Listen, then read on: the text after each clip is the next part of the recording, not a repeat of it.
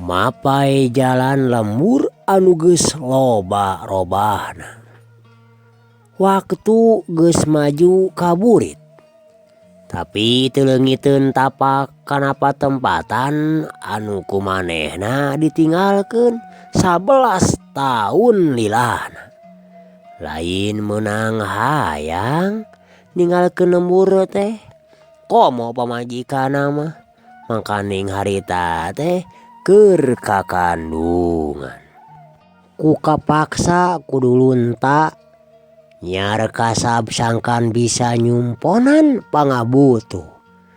Sabenerna mah da teu katalangsara teuing ku pangabutuh sapopoena mah. Tinu ladang nyerpis TV jeung radio oge teu waleh aya wae rezeki mah. Nganu jadi berat teh nyatana kudu mayar hutang mitohana. Tinglut naon? Meus jol anu nagih, jaba deui ka tukang renten. Pan matak jangar kana sirahna oge. Eueuh anggeusna ai nu kitu teh. Ku ngahutang ka nu kitu mah meureun eta hutang teh. Ngan ku tega eta mah euceum nu jadi mitohana. Gawena teh ngalece we ka dirina. Padahal kurang kumaha ngabelaan. Unggal poe teh ngan sinir sampir we. Pedah manehna can bisa ngimahan anakna. Nyaeta nyilis mah anu jadi pamajikanana.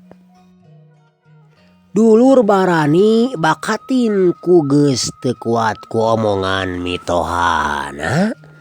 Manehna nikad hareta teh. Nyaeta niat rek nyar gawe. Teu kaur aya anu nuduhkeun teu waleh dijugjug. Nepikeun ka dipanggihkeunna jeung hiji jalma anu sok nyalurkeun TKI. Lah-lahan init bari jeung diceungceurikan ku pamajikanana.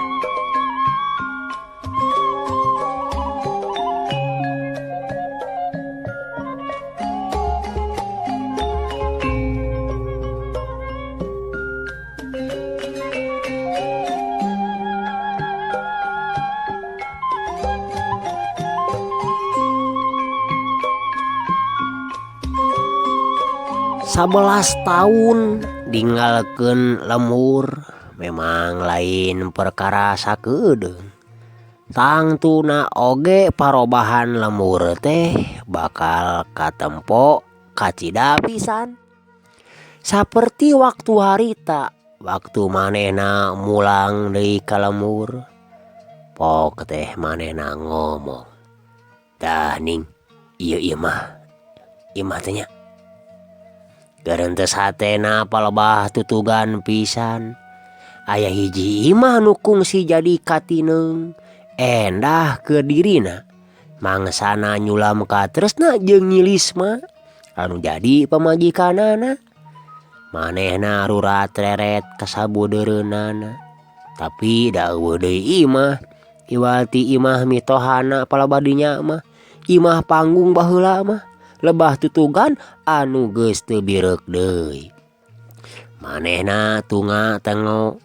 Tapi eueuh keur tanyakeunun. Da imahna nenggang. Ukur tihang listrik anu jadi ciri ti baheula. Manehna asa hemeng. Nempo wangunan imah jadi alus. Pelak kadongdong anu dikurilingkeun minangka pager buruan teh. Kiwari mah geus eueuh. Diganti ku tembok anu kacida tohagan. Boa menang lotre gitu. Bisa ngawangun imah sigrong atawa geus dijual. Garentesna deui bari nyenghel. Inget keneh kana kabiasaan mitohana baheula. Nyatana sok mealian rotre. Teu beunang dicasarek geuningan. Kagok nepi ka pikirna. Atuh manehna ngawanikeun maneh muka pager besi anu gemokna ukur nyantel. Laju ngetrok panto bari pupuntenan. kolotrak atuh sora anu muka selot panto. Anu kaluar teh budak lalaki umur 8 tahunan. Dituturkeun ke budak awewe kira-kira umur 11 tahun.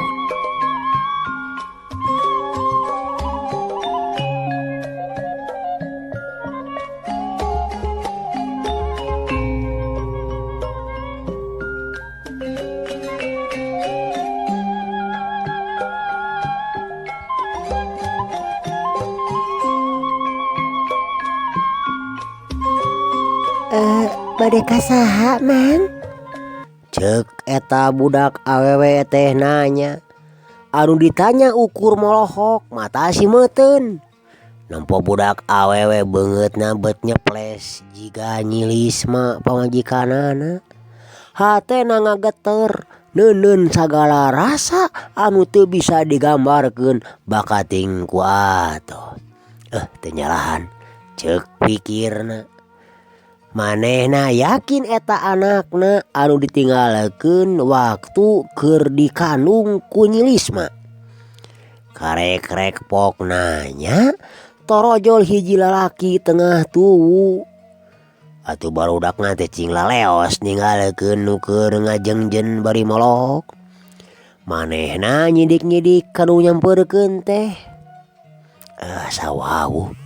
Nah, aya jelema ieu di dieu. Cek pikirna. Karek ge pok. Nya karek gerek pok. Dibarengan ku hate anu ngageter. Leuwih rosa batan tadi. Barang nampo hiji dedegan jalma anu kungsi baheula mere jalan ka manehna nyiar gawe.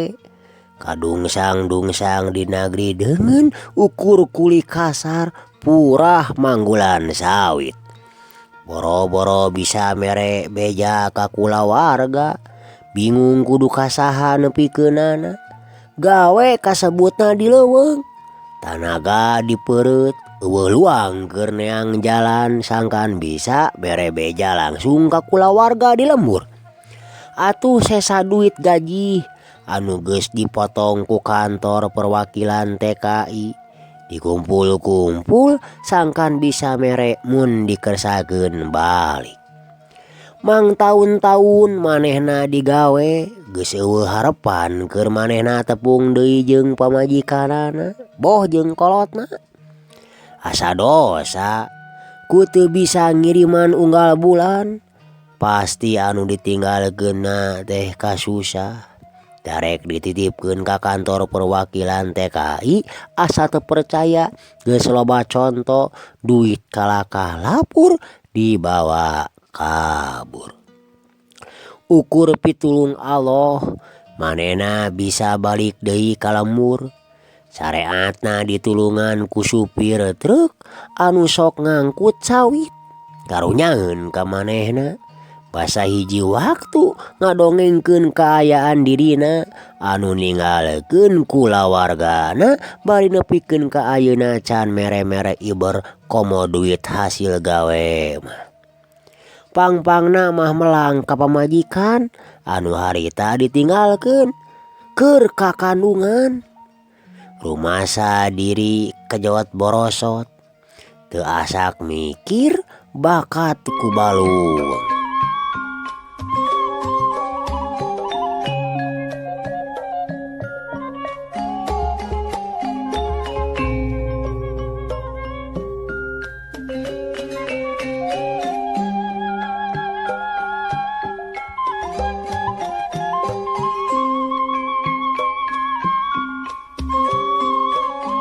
Paadu tetep jeung hiji lalaki nu make gelang bahar.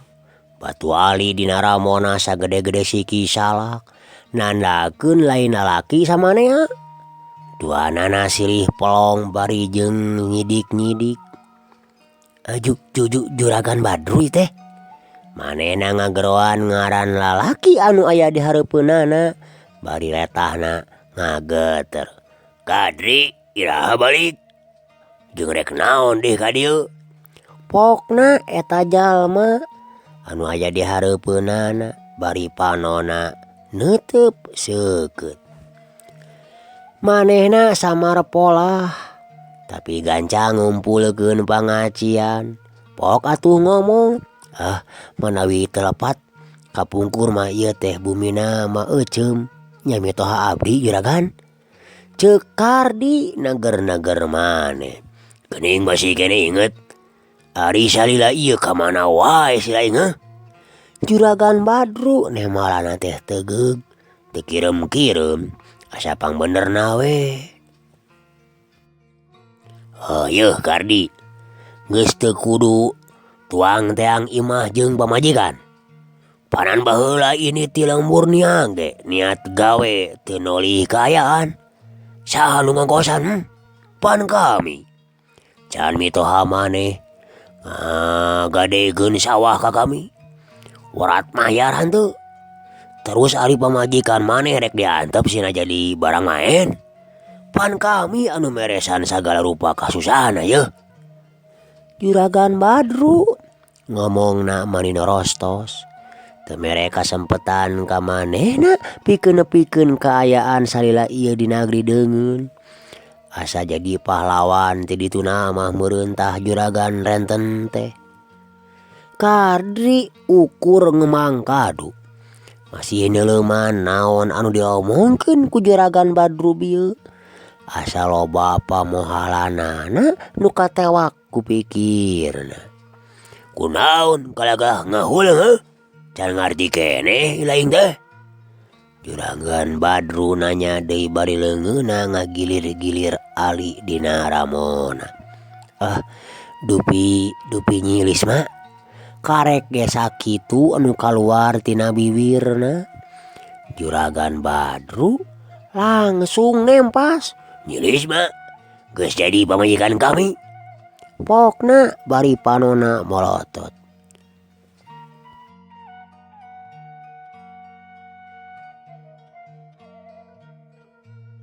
Kardi, yeuh, ngaranna lalaki ninggalkeun pamajikan aleng-alengan geus eueuh hak deui euy, pikeun ngaku jadi salakina, ngarti? Juragan Badru ngomongna bari ngangkat leungeunna mere tanda ka manehna sangkan gancang ninggalkeun eta tempat. Amek nyedek tanaga midek anu karandapan ku Kardi harita. Teu hade rek papanjangan dina mangsa sora aya adan magrib ngalanglau. Manehna nu geus kadidik ku kapeurih teu kabawa ku nafsu anu ngagedur. Teu loba omong, manehna ngaleos bari ngusapan dada. Atuh saparat jalan mikir sangkan manggih jalan anu hade. Niat rek ngumpulkeun heula bukti. Aya kajadian naon anu sabenerna. Keun sia tingalikeun. Ceuk hatena ngagarentes. Leumpang mudun muru imah indungna. Leumpangna leuwih gancang tibatan tadi. Hayang geura tepung jeung hayang geura nyaho nu karandapan ku pamajikanana nyatana nyilis mah. Anyog ka saung indungna. Saung butut sisi kebon saladah anu sok diurus ku bapana. Tapi sawareh mah salin rupa geus diwangun imah aya kana 3 suhunanana. Karasa simpe ukur sora anu keur ngagalineungkeun ayat-ayat Quran. Teu salah deui eta sora teh. Teu bireuk deui sora indungna. Teu talangke atuh gancang kaketrok bari uluk salam. Sabada aya nu nemalan atuh sulim panto teh aya nu muka. Siga nu teu sidik yen nu datang teh anakna nya Jang Kardi. Saha? Aya kaperyogian naon Jang? Ceuk majua. Siga anu sieun ngomongna ngadaregdeg dina lawang panto. Atuh Kadri teu nemalan ngadon ngagabrug ka indungna bari ngagukuk antara atoh jeung nalangsa. Basa majua ngusapan sirah manehna. karasa bagja sagendengeun aya anu nyeuit kana hatena teh. Komo basanya ho bapana geus eueuh. Adi awewena keur gering pikir alatan ditinggalkeun ku salakina. Kabeng wat kuranda urang babakan. Saprak gaul ngahiji jeung anak buahna Juragan Badru. Tapi ayeuna cenah aya bejana maut. Aya anu nandasa duka bener duka hanteuna mah. Eueuh warta nu bisa dijadikeun patokan. Hatena asa ngagolak basa indungna ngadongengkeun. Yen nyilis mah dikawin paksa. Pedah mah euceum teu bisa mayar hutang ka Juragan Badru. Lain teu ngalawan kana kahayang Juragan Badru. Tapi teu walak kaya nya ku kaayaan.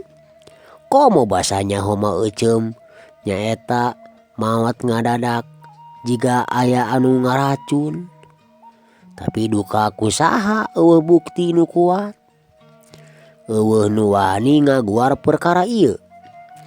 Nyilis mah kungsi diculik sangkan manehna daek ka Juragan Badru. Antukna manehna eueuh pilihan tibatan anak jadi korban mah kajeun manehna jadi tanona.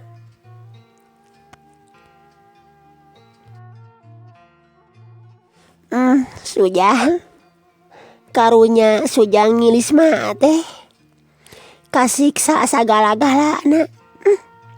Manehna teh geus teu bisa hojah ti dinya.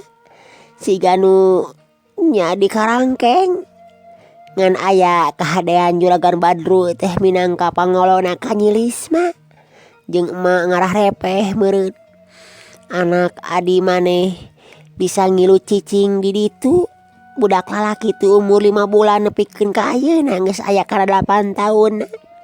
Panan indungna gering kieu. Ras inget ka bapa maneh ngadenge beja diracun. Tapi da eueuh bukti atuh Kujang. Majua ngomongna bari ngusapan. Harita teh ngusapan Nyi Anih nu keur huleng jentul bari surungah serenge. Nyi Anih teh adina Kardi anu kiwari jadi gering. Lalatan nyaeta pikiran anu kacida ruwetna. Pangpangna mah mikiran salakina anu taya bejana. Manehna teu wasa nempo adi awewe hiji-hijina kaayaanana jigah kitu.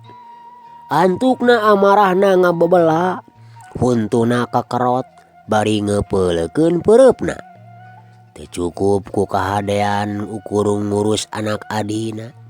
Disatukangeun eta loba kalakuan iblisna. Tungguan sia Badru. Gerentes hatena.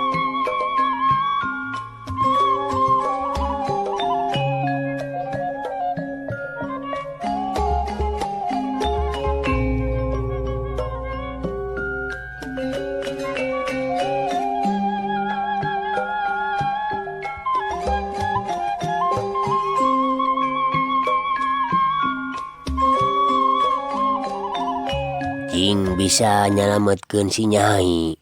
Pangpangna mah budak heug awewe. Aduh, paur. Syukur atuh maneh jang Kardi geus balik. Omongan Pak RT Naim basa ditepungan. Jadi pikiran beurang jeung peuting keur manehna. Sujang, maneh mun lila di dieu tentu bakal cilaka. Wayahna geura init. Majua ngomong ka anakna nu karek beres isa. Mak, asa teu geunah hate ieu teh. Pokna deui.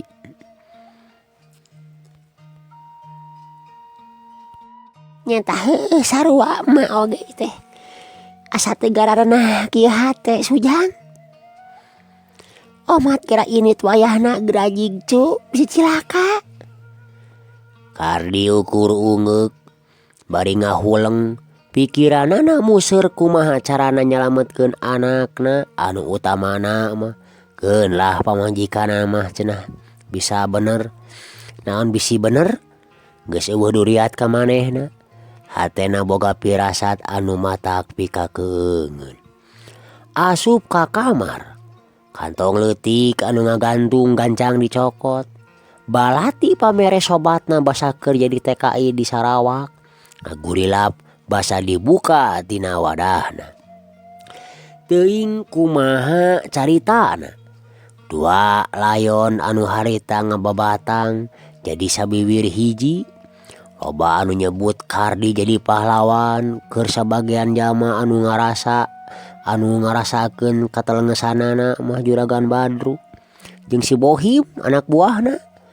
Lain saukur tukang renten kaayeunaakeun mah sok neangan barudak awewe anu daek dijual ka nu butuh anu ngabutuhkeun. Asa cacap amarahna sanggeus nyaho jelema anu ngaruksak hirupna teh geus teu walakaya. Tadina mah teu boga niat rek mateni, tapi dirina geus ampir-ampiran perlaya basa dicegat di kebon tangkil ku Juragan Badru jeung si Bohim. Basa niat rek nepungan aparat desa, Juragan Badru hayang nyingkirkeun dirina nu dianggap cucuk keur kahirupanana.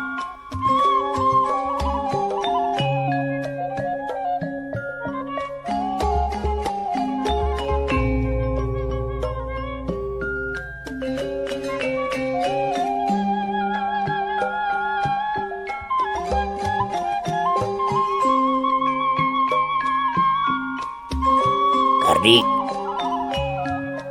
hiji sipir ngagerowan manehna muyarkeun lamunanana. Batur sasel anu rek 2 tahun babarengan jeung manehna mere isyarat sangkan gancang nyampeurkeun. Iya pak, ceuk manehna. Karek-rek nangtung manehna colohok basa nempo anu datang. 2 awewe nu salila ieu jadi lamunan dirina dituturkeun ku RT Nakim jeung Mang Uus anu toh-tohan ngabela nyaeta manehna basa di persidangan. Nyi Kang ieu abdi Kang. Nyi Lisma nyekeleungeun Kardi. Dina balik yaruji beusi disusul ku budak parawan anu ngagerowan ka manehna. Bapak tiluan paungku-ungku antara Bagja jeung Nalangsa. Hayu Kang urang mulang Kang. Nyi Lisma dumareuda ngomongna. Kardi ukur peureum bari nahan amekanana. Sipir muka panto beusi anu salila ieu ngarangkeng dirina. Silakan keluar hari ini Anda bebas. Ceuk sipir dibarengan hiji lalaki anu nyekel surat pembebasan keur manehna. Kardi ngangkat leungeunna tuluy sujud tananing syukur ka Gusti Nu Maha Suci Allah Rabbul Ijati. Nyi Lisma carinak-dak atuh basa nempo anakna diusapan sirahna ku Kardi.